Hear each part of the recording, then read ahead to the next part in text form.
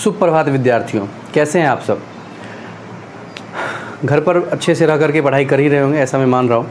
तो last class पर हम लोगों ने पढ़ा था किस प्रकार से कंडक्टर को कंडक्टांस के अकॉर्डिंग 4 भागों में बांटा गया था। याद होगा आपको, सुचालक, अर्धचालक, कुचालक और अतिचालक में हमने चालकता के आधार पर हमने पदार्थ का वर्गीकरण किया था। ओके, आज हम उससे आगे की बात करने वाले हैं कि चालक में कैसे धारा प्रवाहित होती है। ठीक है, तो देखिए, सुचालक समझ रहे होंगे आप। सुचालक में क्या होता है, यदि आपको याद हो पिछली क्लास, तो सुचालक में ढेर सारे इलेक्ट्रॉन्स होते हैं, है ना।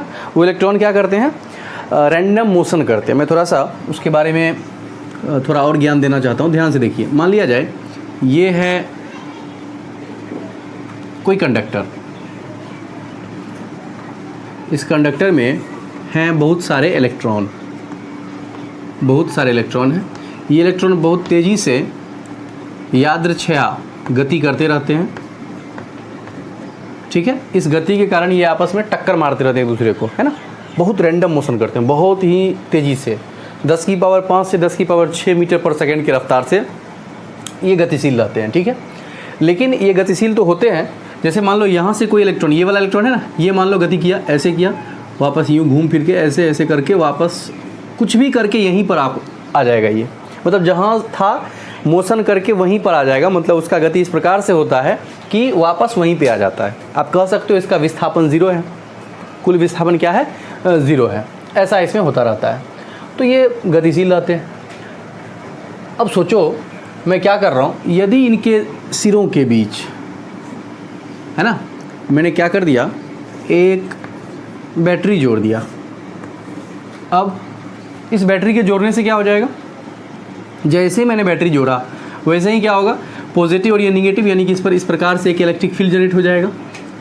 सोच सकते हो आप, इस इलेक्ट्रॉन को ये वाला पॉजिटिव चार्ज, ये वाला जो पॉजिटिव पोल है वो इस इलेक्ट्रॉन को अपनी ओर खींचेगा, है ना। अच्छा, अब सोचो इससे क्या हो जाएगा, ये तो गति कर ही रहे थे, लेकिन इस बैटरी के जोड़ने से यहाँ से इलेक्ट्रॉन इस दिशा में थोड़ा थोड़ा बढ़ने लग जाएंगे, बढ़ेंगे, है ना। और यहाँ से इधर की तरफ बढ़ने की वजह से अब इलेक्ट्रॉन का गति इस दिशा में हो गया, है ना। इलेक्ट्रॉन इस दिशा में चलने लग गए, जिस वजह से इलेक्ट्रॉन के प्रवाह को ही तो हम धारा कहते हैं, आवेश के प्रवाह को ही तो हम धारा कहते हैं। तो इस वजह से इस कंडक्टर में धारा का प्रवाह शुरू हो जाता है। ओके बच्चों, तो आप समझ रहे होंगे कि धारा कैसे कैसे बहता है। ठीक है, तो इसी बात को हम बढ़िया से लिखते हैं। पहले थोड़ा सा ये हेडिंग डालें, इलेक्ट्रिक करंट इन कंडक्टर लिखें, और शुरू करते हैं इसके बारे में थोड़ा सा लिखना। लिखिएगा,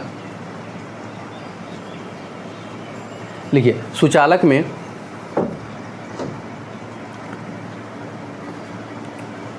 अत्यधिक मात्रा में मुक्त इलेक्ट्रॉन होते हैं।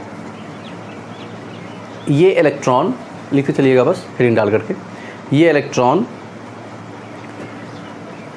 चालक में 10 की पावर 5 मीटर पर सेकेंड, 10 की पावर 5 मीटर पर सेकेंड की कोटि में, मतलब उस ऑर्डर में 2 गुने 3 गुने ऐसे, 10 की पावर 5, ये ना लगभग वैल्यू है, 2 गुने भी हो सकता है, 3 गुने भी हो सकता है, इसलिए मैंने इसको कोटि कहा है। इतना के कोटि में वो गतिशील रहता है। ठीक है, तो वही लिख रहे हैं कि कोटि में गतिशील होते हैं। इलेक्ट्रॉन की गति रैंडम होती है। रैंडम का मतलब यादृच्छया, किधर भी दौड़ रहा है, जैसे फुटबॉल का खिलाड़ी होता है ना, किधर भी दौड़ता रहता है, कोई उसका रेगुलर पास नहीं होता, ठीक वैसे ही, मतलब यूं ऊपर नीचे आगे पीछे ऐसे कुछ करता रहता है। तो उनकी गति क्या होती है, रैंडम होती है। लिखिएगा, रैंडम होती है, तथा इलेक्ट्रॉन का विस्थापन किसी भी समय अंतराल में 0 होता है। ठीक है, इसी कारण से सुचालक में धारा का प्रवाह इलेक्ट्रॉन के इस यादृच्छिक गति यानी कि रैंडम गति से, इलेक्ट्रॉन के इस रैंडम गति से नहीं होता है। ठीक है, पूर्ण विराम, पैरा चेंज। ये डायग्राम बना लीजिएगा, ये डायग्राम बना लीजिएगा, उसके बाद लिखिएगा। तो लिखिए, जब सुचालक के सिरों को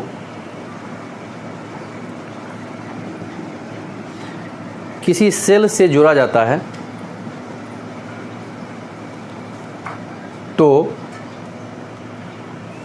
तो सुचालक पर बाह्य विद्युत क्षेत्र उत्पन्न हो जाता है। बाह्य विद्युत क्षेत्र उत्पन्न हो जाता है। फलस्वरूप इलेक्ट्रॉन पर विद्युत क्षेत्र के विपरीत दिशा में विद्युत क्षेत्र के विपरीत दिशा में विद्युत क्षेत्र के विपरीत दिशा में बल आरोपित हो जाता है। बल आरोपित हो जाता है। यहाँ तक लिख करके रुकिएगा, देखिएगा ध्यान से। देखो ये पॉजिटिव है, तो देखो ये वाला जो है ये पॉजिटिव पोल है। आप क्या जानते हो, ध्यान से देखो, इस पॉजिटिव पर ये इलेक्ट्रॉन क्या होगा, ये इलेक्ट्रॉन इस पॉजिटिव पोल की तरफ आएगा। चूंकि पॉजिटिव और नेगेटिव में क्या होता है, अट्रैक्शन होता है। थोड़ा इसको और समझना। तो आप जानते हो क्या पॉजिटिव से बल रेखाएं निकलती है, जानते हो ना? हाँ, बल रेखाएं ऐसे निकलती हैं, अच्छी बात है। तो यहाँ से आप जानते हैं बल रेखाओं की दिशा ही विद्युत क्षेत्र की दिशा होती है, अच्छी बात, ये भी सही है। अब सोचो ये इलेक्ट्रॉन है, यदि मैं इस फील्ड में कहीं पर भी इलेक्ट्रॉन रखूँगा तो क्या इलेक्ट्रॉन पर ऋण आवेश होता है, और क्या ऋण आवेश धन आवेश की तरफ आकर्षित होगा, यानी कि ये इधर की ओर जाएगा। तो देख रहे हो ना, ये विद्युत क्षेत्र के विपरीत दिशा में जाता है। सिंपल, जाता है ना? हाँ जाता है। तो मैं यही कहने वाला हूँ कि भाई ये विद्युत क्षेत्र के विपरीत दिशा में जाएगा। ओके, तो समझना ध्यान से, इसमें ढेर सारे इलेक्ट्रॉन है, बहुत सारा इलेक्ट्रॉन है, देख रहे हो, असंख्य संख्या में इलेक्ट्रॉन है। अब इससे क्या हो जाएगा कि जब ये इलेक्ट्रॉन इधर की ओर जाएगा, ये भी इधर की ओर जाएगा, और ये आपस में ऐसे ऐसे भी गति कर रहा है, रैंडम मोशन भी कर रहा है, तो दोनों में आपस में टक्कर होगा। और टक्कर होने में, जैसे एक टक्कर हुआ फिर दूसरा टक्कर हुआ, इस दोनों टक्कर के बीच में का जो समय होता है, दो टक्करों के होने में लगने वाला जो समय होता है, उसको बोलते हैं हम शिथिलन काल। क्या बोलते हैं? शिथिलन टर्म है, शिथिलन काल। समझना, एक ही बार में लगातार लिखाता रह जाऊंगा अब, इसीलिए ध्यान से सुनो। क्या मैंने कहा? इलेक्ट्रॉन के दो परमाणुगत टक्कर में लगने वाले समय को शिथिलन काल कहते हैं। भाई जब इलेक्ट्रॉन चलेगा, रैंडम मोशन कर रहा है ये, उसके बाद इलेक्ट्रॉन इधर की ओर चलेगा, तो इसमें करोड़ों संख्या में, अरबों संख्या में इलेक्ट्रॉन है, तो धक्का मुक्की होगी, तो एक इलेक्ट्रॉन दूसरे इलेक्ट्रॉन से टकराएगा ना? हाँ। और जब ये टक्कर होगी तो क्या होगा? टक्कर की वजह से इसमें ऊष्मा भी उत्पन्न होगा। जैसे हाथ को मैं टकराता हूँ, देखो ध्यान से, देखो यूँ टकराया, आप 4-5 बार हाथ को टक्कर मारो जोर जोर से, है ना? देखोगे हाथ गर्म हो गया आपका, ठीक है? रगड़ने से भी होगा नो डाउट, लेकिन ऐसे ऐसे टक्कर मारने से भी होता है। वैसे भी आप देखे होगे, कहीं लाइन में आप लगे हुए हो, मान लो रेलवे की टिकट की लाइन है, और वहाँ पर टक्कर हो जाती है, पीछे से कोई जाके पुश लगा दिया, धक्का मार दिया, तो क्या होता है? आप ठंडा हो जाते हो, गर्म हो जाते हो, बिल्कुल गर्म हो जाते हो, दिमाग खराब हो जाता है। पीछे घुमा और एक लाफा मार दिया पीछे वाले को, मारते हो ना कभी कभी। और देखा पीछे यदि बहुत ज़्यादा मोटा बुलडोजर पड़ा हुआ है तो हम उसको कुछ नहीं कहते हैं, क्योंकि बहुत हैवी है वो, उसका एक चाटा लग जाएगा तो हम लोगों की बैंड बच जाएगी, इसलिए हम उसको छोड़ देते हैं। लेकिन यदि दूल्हा पतला कोई इंसान है तो बिना सोचे समझे एक चाटा लगा देते हैं उसे। तो हमारा माइंड का क्या हो गया टेम्परेचर हाई हो गया, इसीलिए लगाया ना हमने। तो टक्कर से गर्मी उत्पन्न होती है, इसमें कोई संदेह नहीं है। इसीलिए जब धारा प्रवाहित होती है किसी चालक में तो चालक तार गर्म हो जाता है। ओके बच्चों, आपने ऐसा और देखा होगा, आप मान लो मोटर चला रहे हो, पानी वाला मोटर है, और देखना उस तार को कुछ देर चलने के बाद वो तार गर्म हो जाता है, और तभी तो सोचो तार गर्म होकर के ही तो पिघल जाता है ना। तार जो गल कर गिरता है तो क्या लग रहा है तुम्हें, ठंडा होकर गल रहा है? नहीं, बिल्कुल गर्म होकर गल रहा है। तो यही हम जान रहे हैं कि भाई इसके धारा के प्रवाहित होने से इसमें गर्मी उत्पन्न होती है, ठीक है ना? उसको हम और आगे पढ़ेंगे विद्युत धारा के उसमें प्रभाव में। ओके, तो फिलहाल मैं क्या कह रहा था कि दो परमाणुगत टक्कर में लगने वाले समय को हम शिथिलन काल कहते हैं। तथा इलेक्ट्रॉन जो इधर से इधर की ओर चलता है, इलेक्ट्रॉन चलता है ना भाई विद्युत क्षेत्र के विपरीत दिशा में, इसे ही हम बोलते हैं संवहन वेग। क्या बोलते हैं? संवहन वेग। संवहन, मैं ये सब लिखवाऊंगा अभी, संवहन वेग। चलिए, तो जहाँ लिखा था उसके बाद लिखिएगा, बल आरोपित हो जाता है, यहाँ तक हमने लिख रखा है। अब लिखिएगा इलेक्ट्रॉन, पूर्णविराम लिख करके, जहाँ डायग्राम बनाने के बाद जो मैंने कहा था उसके बाद पूर्णविराम लिखने के बाद लिखिए इलेक्ट्रॉन पर आरोपित विद्युत क्षेत्र के, इलेक्ट्रॉन पर आरोपित विद्युत क्षेत्र के विपरीत दिशा में बल के आरोपण से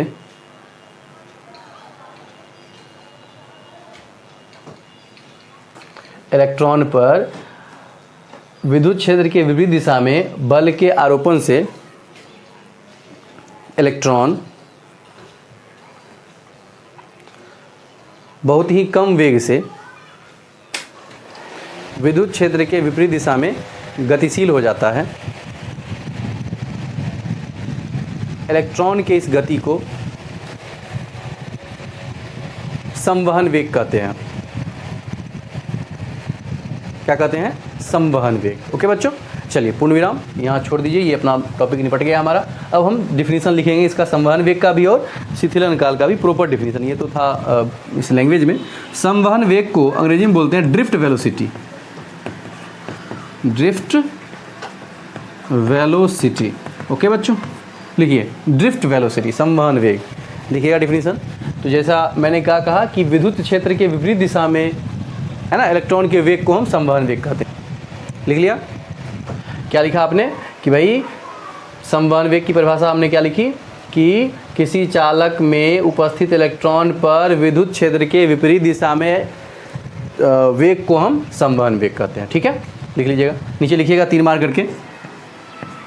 इसे देखो ड्रिफ्ट वेलोसिटी है ना, इसीलिए इसे VD से सूचित किया जाता है। VD से सूचित किया जाता है। ओके बच्चों, इसे यानी कि संवहन वेग को VD से सूचित किया जाता है। ठीक है, चलिए अब लिखिएगा शिथिलन काल, इसको बोलते हैं रिलैक्सेशन टाइम।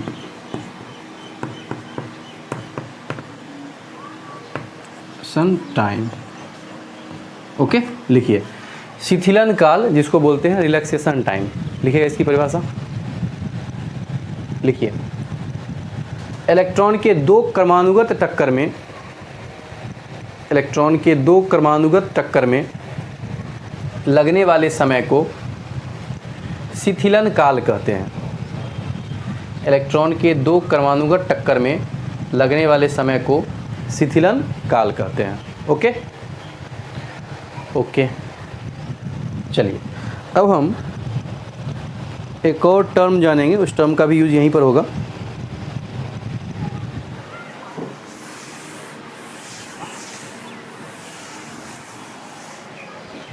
उसको बोलते हैं गतिशीलता। गतिशीलता क्या है? गतिशीलता मोबाइलिटी। देखो क्या है ये, इसकी डिफिनीशन होती है कि प्रति इकाई विद्युत क्षेत्र पर के संवहन वेग को हम गतिशीलता कहते हैं। ठीक है बच्चों, तो लिखिएगा प्रति इकाई विद्युत क्षेत्र के संवहन वेग को गतिशीलता कहते हैं।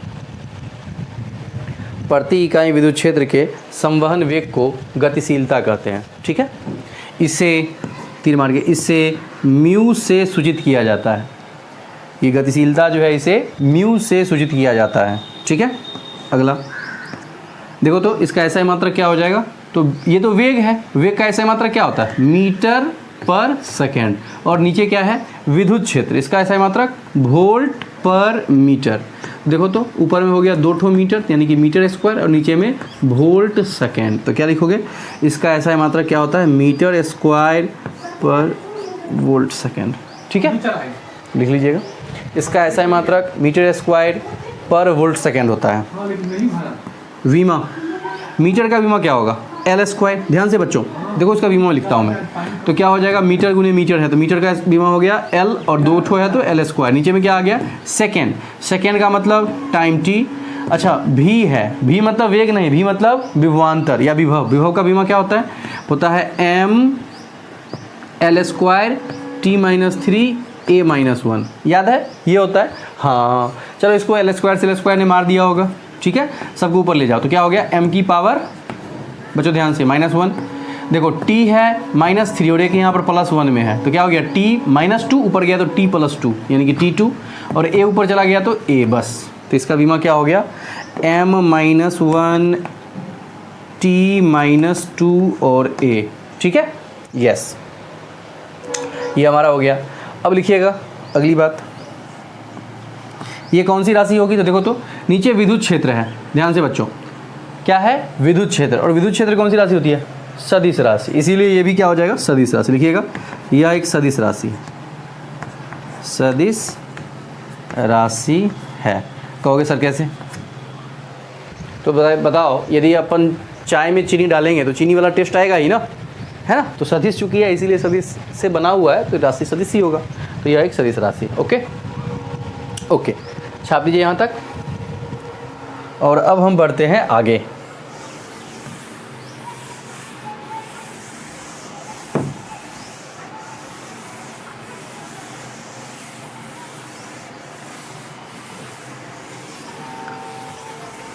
डालिएगा हेडिंग,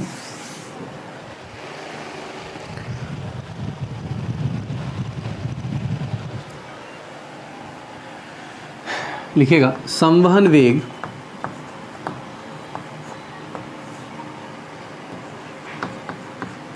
तथा विद्युत धारा में संबंध स्थापित करें।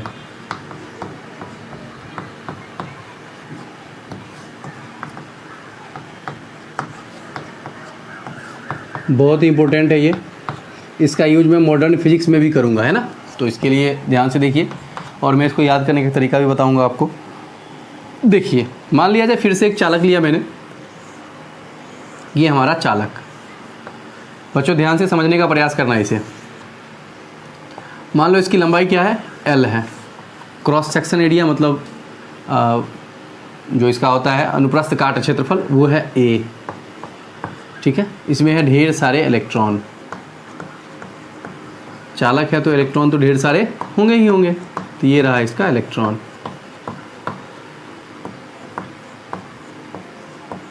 अब देखो ध्यान से, ढेर सारे हो गए इलेक्ट्रॉन्स। सोचो तो अब मैंने क्या किया,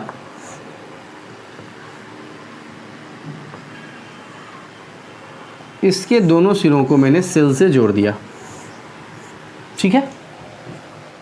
अच्छा, इस वजह से इसमें धारा प्रवाहित होने लग गई, धारा का प्रवाह होगा ही होगा। चलिए अच्छी बात है। अच्छा, इस सेल के जोड़ने से इस पर एक विद्युत क्षेत्र उत्पन्न हो गया, जिसकी दिशा क्या होगी, पॉजिटिव से निगेटिव की तरफ। ऐसा दिशा हो गया इसका, ये विद्युत क्षेत्र है। बच्चों ध्यान से समझने का प्रयास करना एक एक बात को खूब अच्छे से। मान लेते हैं कि प्रति इकाई, देखो ध्यान से देखो, इसमें इलेक्ट्रॉन की संख्या कितनी होगी उसके बारे में हम चर्चा कर रहे हैं। मान लिया जाए कि प्रति इकाई अनुप्रस्थ काट क्षेत्रफल और प्रति इकाई लंबाई में इलेक्ट्रॉन की संख्या है n। मैं जो कह रहा हूँ उस बात को समझो, प्रति इकाई लंबाई और प्रति इकाई अनुप्रस्थ काट क्षेत्रफल में दोनों को मैंने इकाई ही लिया, मतलब बस एक यहाँ वाला पोर्शन लंबाई में भी और क्षेत्रफल में भी, ये एक पॉइंट पर बस बात कर रहा हूँ मैं। एक पॉइंट पर यदि n इलेक्ट्रॉन है तो बताइए यहाँ से यहाँ तक कितना हो जाएगा। यदि इसका एरिया A है तो Na, है ना, और फिर इतना लंबाई L है तो कितना हो जाएगा NaL। मैं इस बात को यहाँ लिखता हूँ, देखिए ध्यान से। माना प्रति इकाई लंबाई, इस बात को लिखना बेहद ज़रूरी है, प्रति इकाई लंबाई व प्रति इकाई अनुप्रस्थ काट क्षेत्रफल में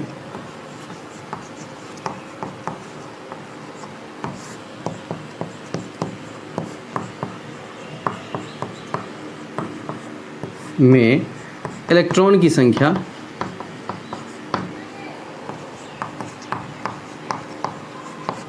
n है, ठीक है। बच्चों ध्यान से समझिए, प्रति इकाई लंबाई और प्रति इकाई अनुप्रस्थ काट क्षेत्रफल, मतलब मैं एक बिंदु की बात कर रहा हूँ, उस एक बिंदु मात्र पर n इलेक्ट्रॉन है, ठीक है। अब सोचो एक बिंदु पर n इलेक्ट्रॉन, तो L यहाँ से यहाँ लंबाई हो जाएगा, तब कितना हो जाएगा, प्रति इकाई लंबाई। यदि मैंने कह दिया प्रति इकाई लंबाई कह दिया तो क्या हो गया, प्रति इकाई लंबाई में, समझिए ध्यान से, प्रति इकाई लंबाई लिखना पड़ेगा, प्रति इकाई लंबाई। ध्यान से बच्चों समझना कि मैं कह रहा हूँ प्रति इकाई लंबाई में n है तो L लंबाई में NL, अब प्रति इकाई L लंबाई में हो गया NL। अब सोचो A क्षेत्रफल में तो NLA, है ना, तो n है, इसीलिए L लंबाई व A अनुप्रस्थ काट क्षेत्रफल में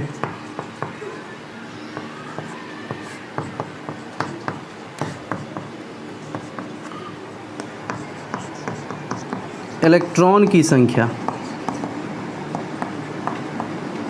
कितनी हो जाएगी, बोलो बोलो, तो हो जाएगी कितनी, इलेक्ट्रॉन की संख्या कितनी हो जाएगी, NaL। जैसे सोचो प्रति इकाई लंबाई में n तो L लंबाई में NL हो गया ना। तो वैसे ही मैं तो कह रहा हूँ कि यदि एरिया भी A हो जाए तो NLA, ठीक है, ओके। अब सोचो ये हमारा हो गया इलेक्ट्रॉन की संख्या, ओके बच्चों, गुड। इसीलिए चालक में उपस्थित आवेश, बोलो तो आवेश बराबर क्या फॉर्मूला Q बराबर NE, और N मतलब इलेक्ट्रॉन की संख्या। इलेक्ट्रॉन की संख्या कितना है? इतना।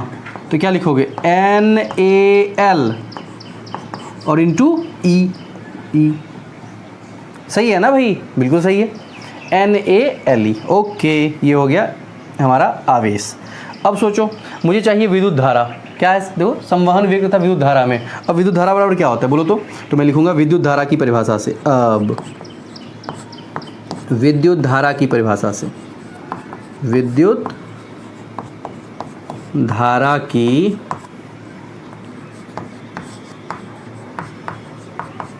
परिभाषा से बोलो क्या होता है? I बराबर Q/T।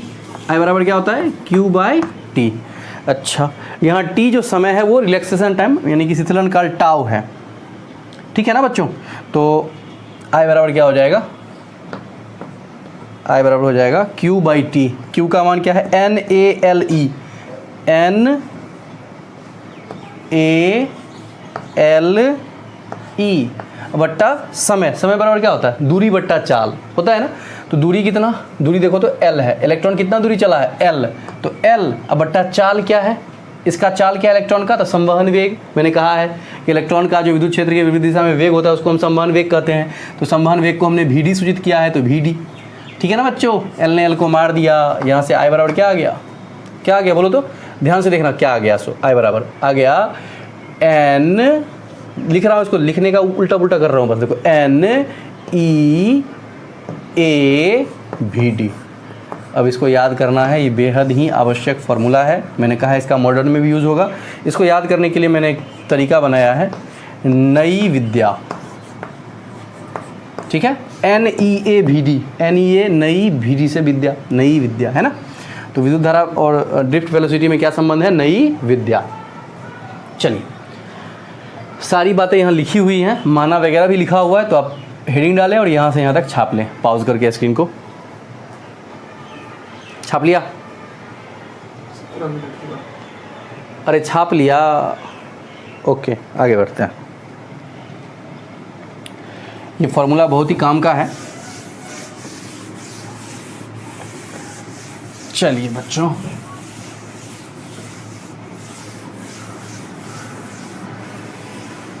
अब आगे की बात करेंगे हम, और अब जानेंगे ओम के नियम का सत्यापन। डाले हेडिंग, ओम के नियम को सत्यापित करें। ओम के नियम को सत्यापित करें।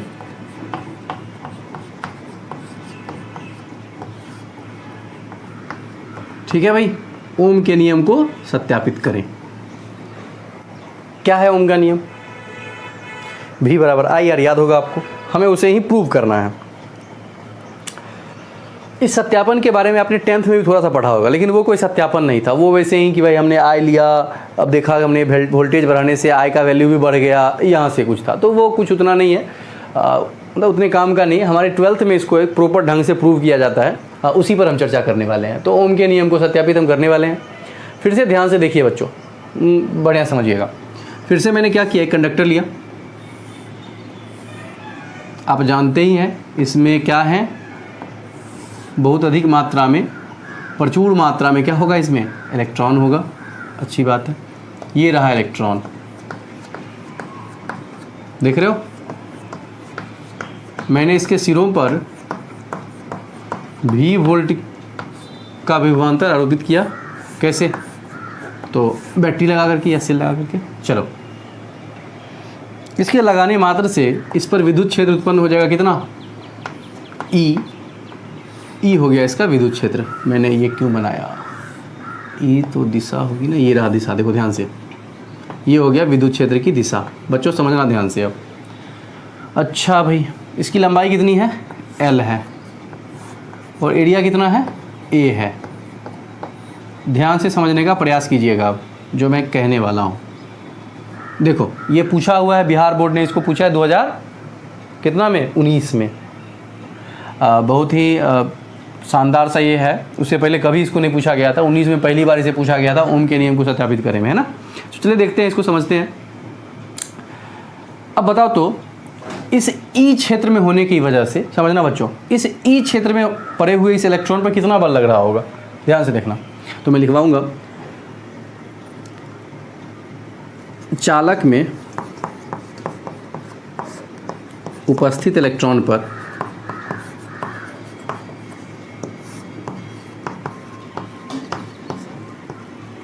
आरोपित विद्युत क्षेत्र के कारण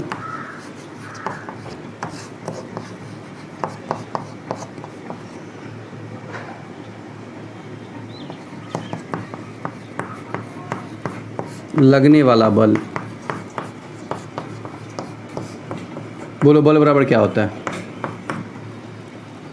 देखो ध्यान से, क्या आपको पता है E बराबर होता है F बट्टा Q?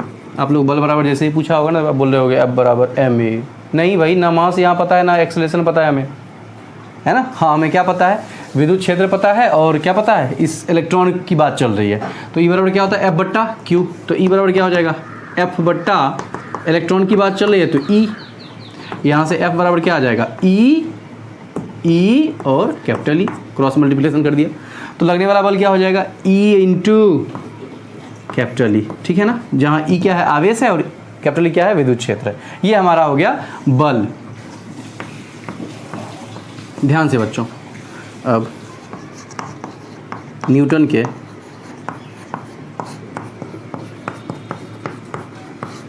गति के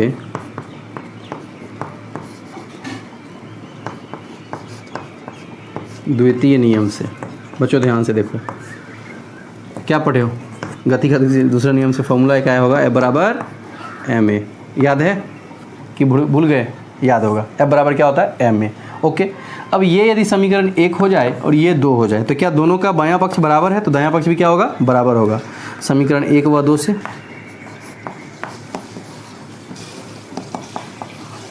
क्या दायां पक्ष दोनों का बराबर? तो क्या लिखोगे? ma जो है ये बराबर है E और कैपिटल E से।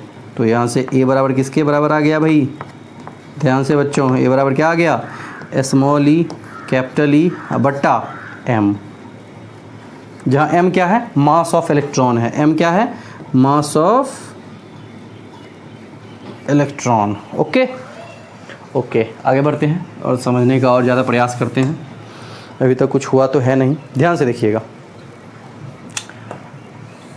देखो A आ गया।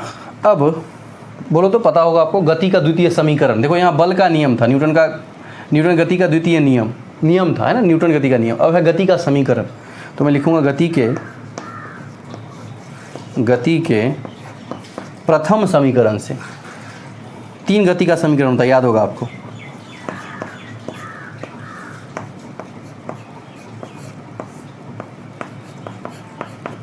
गति का समीकरण क्या क्या है? एक है v बराबर u प्लस at, दूसरा है s बराबर ut plus half at square और तीसरा है v स्क्वायर बराबर u square plus 2as। 9th में पढ़ा, 11th में और 9th में दोनों में पढ़ा है आपने। तो गति का प्रथम समीकरण क्या है? v बराबर u प्लस at। क्या लिखूंगा? v बराबर u प्लस at। ओके बच्चों, अच्छी बात है, ध्यान से देखिएगा। ये जो v है ये क्या है? अंतिम वेग। u क्या है? प्रारंभिक वेग। और a त्वरण है, t है समय। सोचिए, क्या शुरू में जब हमने यहाँ पर कोई बैटरी नहीं लगाई थी, कोई सेल नहीं लगाया था, क्या उस समय इस पर कोई इसका वेग था इलेक्ट्रॉन का?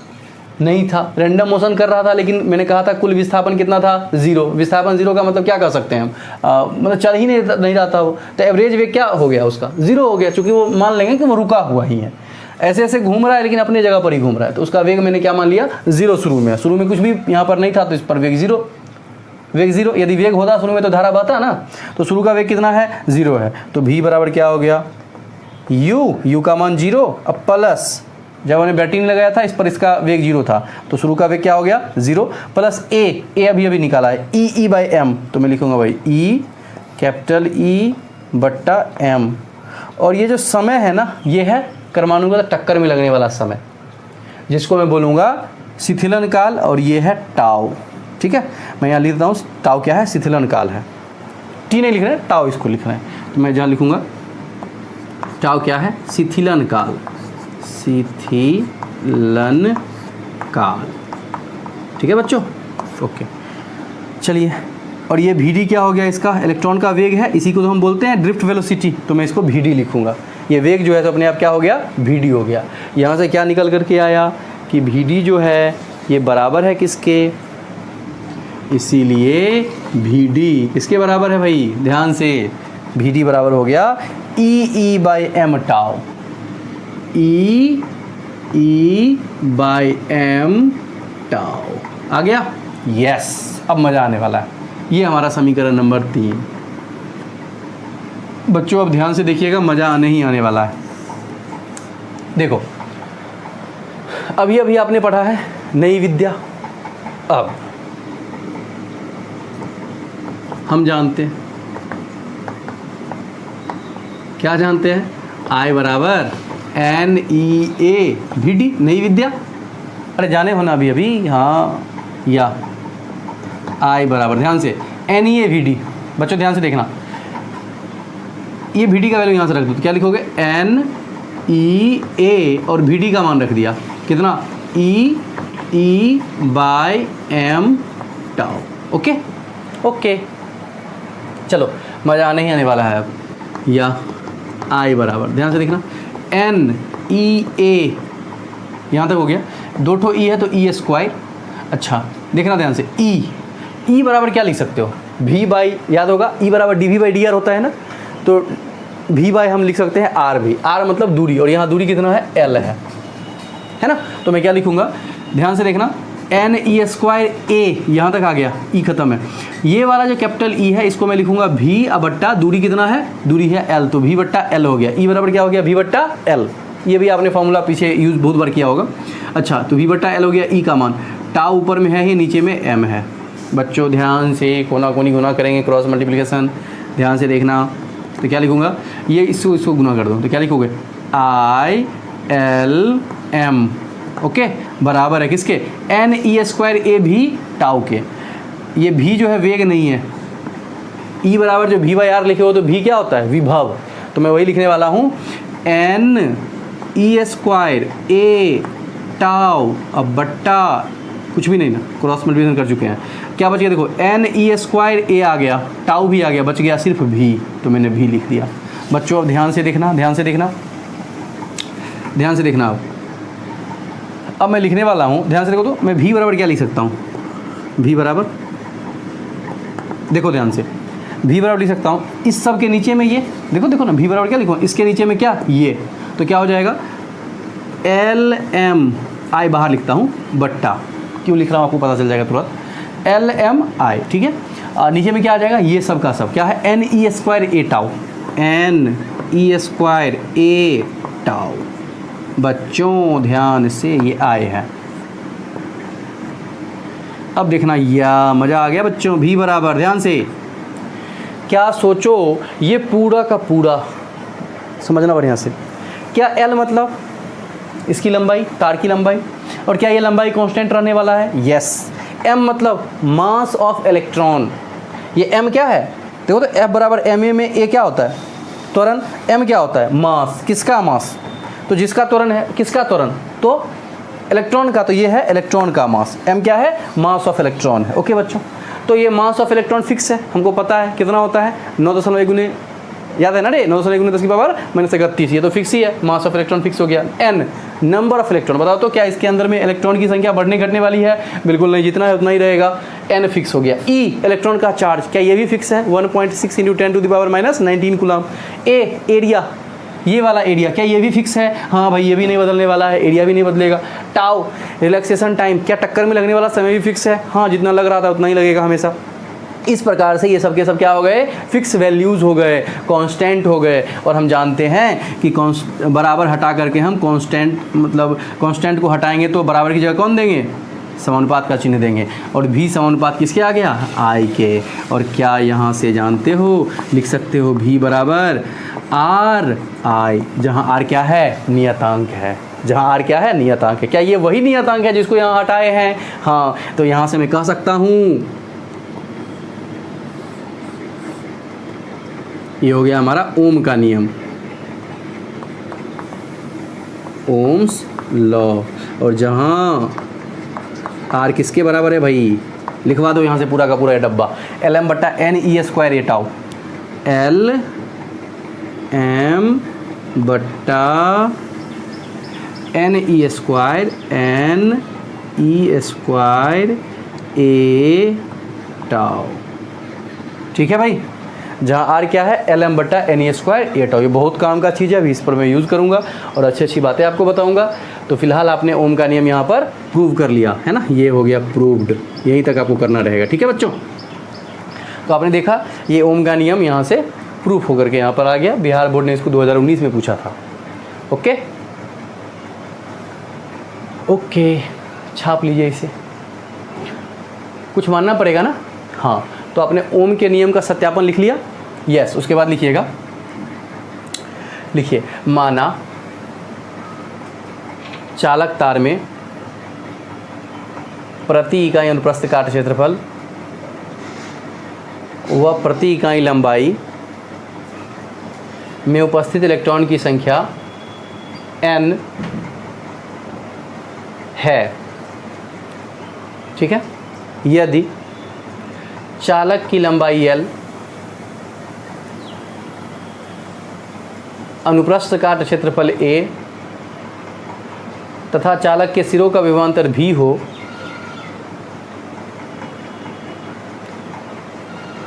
तथा चालक के सिरों का विभवांतर भी हो, जैसा कि चित्र में दर्शाया गया है। चित्र छाप करके तो यहाँ से पूरा का पूरा यहाँ तक आ जाओ, पूरा आ जाओ, वहाँ तक आ गए। पिक्चर अभी बाकी है। ओम के नियम यहीं पर बात खत्म है आपका। ठीक है, लेकिन थोड़ा सा और ज्ञान को लेते हैं हम छापने के उपरांत। छाप लिया, वेरी गुड।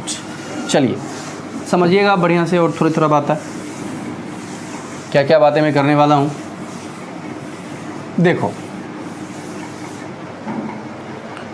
उसको घूरो अच्छे से, आर बराबर जो लिखा हुआ है उसको, आर बराबर क्या लिखा हुआ है, एम, मैं उसको थोड़ा सा अरेंज कर रहा हूँ बस, बट्टा, ध्यान से बच्चों, ध्यान से देखना, एम बट्टा N E square tau, N E square tau. Okay, और साथ में क्या है, नीचे में ए है। अब देखो ऊपर में क्या है, एल है। मैं ऐसा क्यों लिख रहा हूँ आपको पता चलने वाला है तुरंत। नहीं चला होगा अभी, लेकिन अब चलेगा। क्या आर बराबर, हमने कुछ कुछ पढ़ा है कभी, क्या पढ़ा है, आर बराबर पढ़ा है रो एल बाई ए। यहाँ से आंखें नहीं चमकी कि एल और ये है, तो ये पूरा का पूरा डब्बा में क्या है, रो है। यानी कि रो बराबर यहाँ से क्या आ गया बच्चों, रो बराबर क्या आ गया, M by N E square tau आ गया ना। रो ये होता है, देख रहे हो कैसे कैसे हमने कर लिया इसको। यस, तो रो का भी फॉर्मूला हमारे पास आ गया, और आर का तो हमारे पास है ही यहाँ पर, ये रहा आर का। अच्छा भाई, ये समीकरण एक मान लो, इसको एक नहीं, कितना तक चल रहा था वहाँ, 3 था ना, तो इसको 4 मानो। ठीक है भाई, और इसको 5 मानो। ये भी एक नया सा फॉर्मूला है। चलिए और बात करते हैं। क्या आपको पता है आर जो है, आर क्या है, प्रतिरोध है। प्रतिरोध का उल्टा क्या होता है, चालकत्व, जो कि जिसको हमने जी कहा था। तो क्या जी बराबर 1/r होता है। तो यहाँ से जी का फॉर्मूला क्या आ गया बच्चों, ध्यान से बोलो,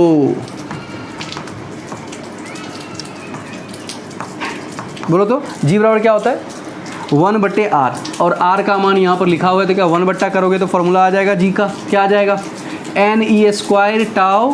देखो N E square tau A by M L हो गया। यस, तो यहाँ से जी का भी एक फार्मूला हमारे पास निकल करके, उल्टा करके बस निकाल दिया हमने।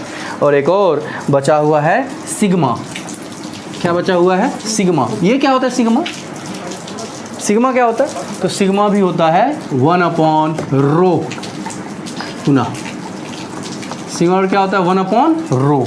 चलिए, तो हो जाएगा 1/रो की वैल्यू, क्या रो अभी निकाले हैं, m by N E square tau.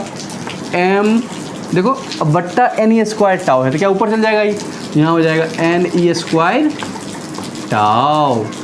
यहाँ से सिग्मा का भी फॉर्मूला क्या निकल गया, ये निकल गया। डब्बा जितना है, ये काम का उतना नहीं है, हमने बस फॉर्मूला निकाल के बताया आपको कि ऐसे ऐसे होता है। इसका यूज़ कहाँ होगा, इसका यूज़ आपको ऐसा मत सोचना कि रो निकालने के लिए आपको बोलेगा एम दिया है, एन दिया है, ई दिया है, टाउ दिया, ऐसा कुछ नहीं होने वाला है। कभी नहीं पूछेगा आपसे ये सब। फिर हमने इसको क्यों निकाला, इसको निकाला हमने ये समझने के लिए कि कैसे तापमान बढ़ने से प्रतिरोध कैसे बढ़ता है, तापमान बढ़ने से प्रतिरोधकता कैसे बढ़ता है, तापमान बढ़ने से चालकता या चालकत्व तो कैसे घटता है, ये जानने के लिए हमने इसको निकाला और समझ लेते हैं अब कैसे कैसे होगा। देखो, क्या तापमान बढ़ाओगे, समझना ध्यान से, तापमान क्या कर रहे हो, बढ़ा रहे हो। अब सोचो तापमान बढ़ाओगे तो क्या होगा, क्या घटेगा, सोचो बढ़िया समझना। तापमान बढ़ाने से क्या इलेक्ट्रॉन की, जो पहले इलेक्ट्रॉन गति कर रहा था वो ज़्यादा जोर से गति करेगा। सोचो सोचो समझना बढ़िया से। मैं कह रहा हूँ कि आप वो वाला एक मूवी है गोलमाल 3, उसमें देखा होगा आपने, 3 है ना, हाँ 3 ही है, जिसमें क्या होता है उसको, उस गूंगे को ना डाल दिया जाता है एक तवे पे, तो गूंगा क्या करता है, उछल कूद करने लगता है।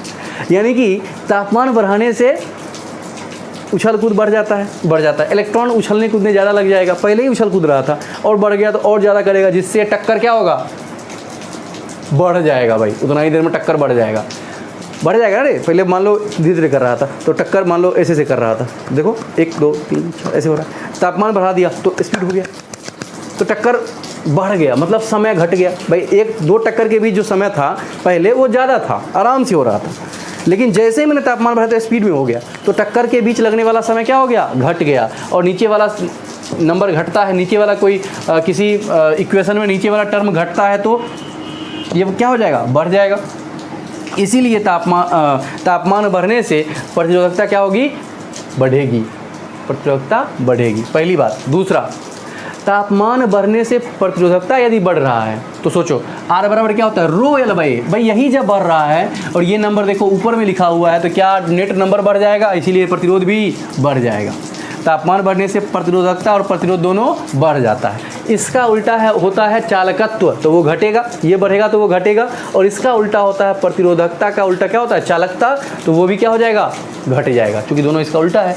ये दोनों बढ़ेगा तापमान बढ़ने से ये बढ़ेगा, टेम्परेचर बढ़ाओगे तो R का मान बढ़ेगा, टेम्परेचर बढ़ाओगे तो रो का मान भी बढ़ेगा, टेम्परेचर बढ़ाओगे तो समझना, टेम्परेचर बढ़ाओगे तो सिग्मा का मान घटेगा, और टेम्परेचर बढ़ाओगे तो जी का मान भी, टेम्परेचर बढ़ाओगे तो जी का मान भी क्या होगा, घटेगा। समझ रहे बच्चों, यस। मैं यहाँ पर 4 नोट लिखाऊंगा आपको गिन करके, तो उसके बाद ये सब छापे और यहाँ से जो बात आपने सीखी उसको लिख लेंगे। लिखिए तो, छापिए तो, यहाँ तक आ जाइए, छाप लिया, लिखिएगा नोट 1, जो चारों बातें हैं, नंबर 1 नंबर 2 नंबर लिख लीजिए। नोट 1 में तापमान बढ़ने से चालक का प्रतिरोध बढ़ता है, तापमान बढ़ने से चालक का प्रतिरोध बढ़ता है। नोट 2, तापमान बढ़ने से चालक की प्रतिरोधकता बढ़ती है, तापमान बढ़ने से चालक की प्रतिरोधकता बढ़ती है। लिख लिया। 3rd लिखिएगा, बढ़ने जी घटेगा, लिखिएगा तापमान बढ़ने से चालक का चालकत्व घटता है, तापमान बढ़ने से चालक का चालकत्व घटता है। और लास्ट, तापमान बढ़ने से चालक की चालकता घटती है। हो गया, वेरी गुड, आराम से आपने छाप लिया होगा इसे। चलिए आगे बढ़ते हैं और अब हम जानेंगे, जैसा कि मैंने शुरू में आपको बोला था कि नज़रिया हमें चाहिए होगा किसी भी क्लासिफिकेशन के लिए। जैसे कि मैंने आपको कहा होगा कि आपको जैसे मम्मी पापा के हिसाब से आप 2 भागों में बांटे हुए हो, पुत्र और पुत्री के हिसाब से, पुत्र और पुत्री, नाना नानी के हिसाब से नाती और नातिन, है ना, मेरे हिसाब से छात्र और छात्रा, वैसे ही ओम के नियम के आधार पर चालक का वर्गीकरण हम करने वाले हैं। समझ रहे हो, ओम के नियम के हिसाब से हम चालक का वर्गीकरण करेंगे। ओम का नियम क्या होता है कि आपने शुरू में पढ़ा होगा कि नियत ताप पर चालक के सिरों का विभवांतर तार से प्रवाहित धारा का सीधा समानुपाती होता है। ये है ओम का नियम। अब सोचिए कि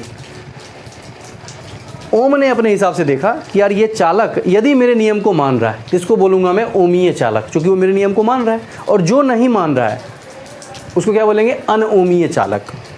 तो ओम के नियम के आधार पर पदार्थ को 2 भागों में बांटा गया, ओमीय चालक और अनोमीय चालक। यहाँ से माइंड में एक बात आई कि यार क्या ओम के नियम का पालन कुछ नहीं भी करता है कुछ, तो हाँ बिल्कुल नहीं करता है। कुछ जो है पदार्थ वो ओम के नियम का पालन नहीं करता है। तो इसको हम जानेंगे ओम के नियम की सीमाओं में। तो लिख लीजिए, पहले हेडिंग लिखते हैं ओम के नियम की सीमाएं। डालिएगा हेडिंग ओम के नियम की सीमाएं, लिमिटेशंस ऑफ ओम्स लॉ। ठीक है, ओम के नियम की सीमाएं ये क्या है?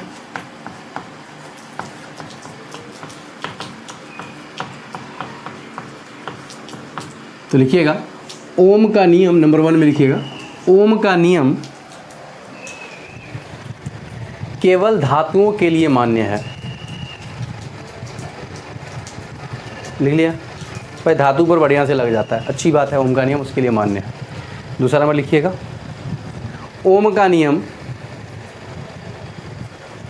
ओम का नियम अर्धचालकों के लिए मान्य नहीं है। ओम का नियम अर्धचालकों के लिए मान्य नहीं है। ठीक है, नेक्स्ट बात लिखिएगा। अच्छा, दोनों बातें समझिए, क्यों है कि केवल धातु के लिए क्यों मान्य है? तो इसीलिए मान्य है कि धातु में क्या होता है, तापमान बढ़ने से प्रतिरोध बढ़ जाता है। सिंपल यही बात है। अर्धधातु में क्या होता है कि अर्धचालक में क्या होता है, जैसे ही आपने तापमान बढ़ाया तो प्रतिरोध बढ़ने के बजाय घट जाता है। समझ रहे हो? तो ओम का नियम क्या कहा था कि नियत ताप पर विभवांतर का सीधा समानुपाती होगा। लेकिन यहाँ देख रहे हो कि तापमान हम कुछ नहीं कर रहे हैं, हम ना बढ़ा रहे हैं ना घटा रहे हैं, फिर भी हम तापमान कुछ नहीं कर रहे हैं, फिर भी अपने आप प्रतिरोध घट बढ़ रहा है। ठीक है ना? तो ये अपने आप हो जाता है। उसने कहा था कि बाहरी भौतिक अवस्थाएं, ओम ने कहा था कि बाहरी भौतिक अवस्थाएं यदि नियत रखी जाएं तो कुछ ऐसा होगा कि धारा जो बहेगी वो विभवांतर का सीधा समानुपाती होगा। तो हम कुछ नहीं कर रहे हैं, पदार्थ का तापमान अपने आप बढ़ रहा है ना? तो लिखिएगा तीसरा लिमिटेशन में लिखिएगा धारा प्रवाहित होने पर चालकों का तापमान स्वतः ही बढ़ जाता है। ये भी उसका लिमिटेशन हो गया, सीमा हो गया। उसने कहा था कि हम यदि बाहरी भौतिक अवस्थाएं नियत रखें, भाई हम कुछ नहीं कर रहे हैं फिर भी अपने आप तापमान बढ़ रहा है। जैसे यदि आप धारा प्रवाहित करते हो किसी तार से, मोटर चलाते हो, तो क्या आप जा करके उसको गर्म करते हो? क्या बिल्कुल नहीं गर्म करते हैं, फिर भी गर्म होकर गल जाता है वो, है ना? तो अपने आप वो तापमान बढ़ गया। तो तीसरा लिमिटेशन क्या हो गया कि ओम के नियम में के हिसाब से हमने बाहरी भौतिक अवस्थाएं कांस्टेंट रखी तो धारा सेम होना चाहिए था, लेकिन ऐसा नहीं होता है। धारा अपने आप घटती जाती है, बिकॉज प्रतिरोध बढ़ता जाता है क्योंकि तापमान बढ़ता जाता है। ठीक है भाई? और फोर्थ नंबर लिखिएगा, फोर्थ में बहुत अच्छा सा सीमा है इसका कि अभी जो हमारे पास डिवाइसेस आ गए हैं, जैसे स्टेबलाइजर हो गया, ये सब क्या करता है, धारा कांस्टेंट है लेकिन विभवांतर को बढ़ाया घटाया जा सकता है। तो यही बात लिखेंगे, देखिएगा धारा को नियत रखकर विभवांतर को घटाया या बढ़ाया जा सकता है, तथा इसी प्रकार विभवांतर को नियत रखकर धारा को भी बढ़ाया घटाया जा सकता है। ठीक है, ये कैसे सीमा हो गया? तो क्योंकि हमने क्या कहा कि यदि विभवांतर यदि धारा बह रही है तो वो विभवांतर का सीधा समानुपाती है, मतलब विभवांतर बढ़ रहा है तो धारा बढ़ना चाहिए।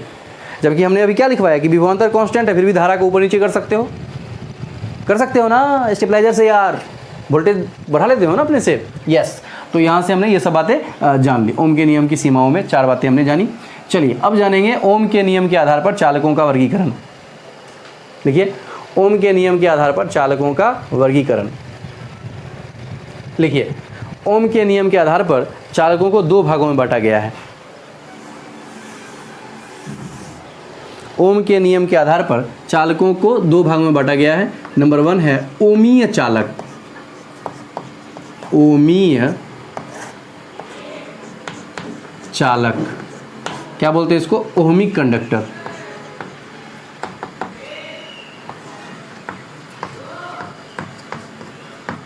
ठीक है, और दूसरा क्या है? अनओमीय चालक। अनओमीय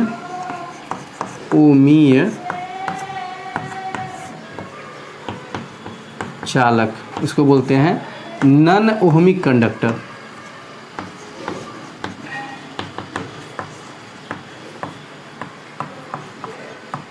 अब ये है क्या? तो दोनों पे लिखिए और फिर बात करेंगे। मैंने आपको शुरू में ही बताया था, जो ओम के नियम का पालन करेगा उसको बोलेंगे ओमीय चालक, जो नहीं करेगा उसको बोलेंगे अनओमीय चालक। लिखिएगा,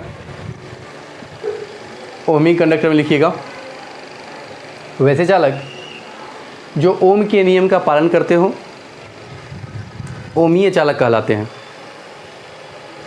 वैसे चालक जो ओम के नियम का पालन करते हो ओमीय चालक कहलाते हैं। जैसे धातु, लिख लिया, लिखिएगा अनओमीय चालक, अनओमीय चालक लिखिएगा। वैसे चालक जो ओम के नियम का पालन नहीं करते हो अनओमीय चालक कहलाते हैं।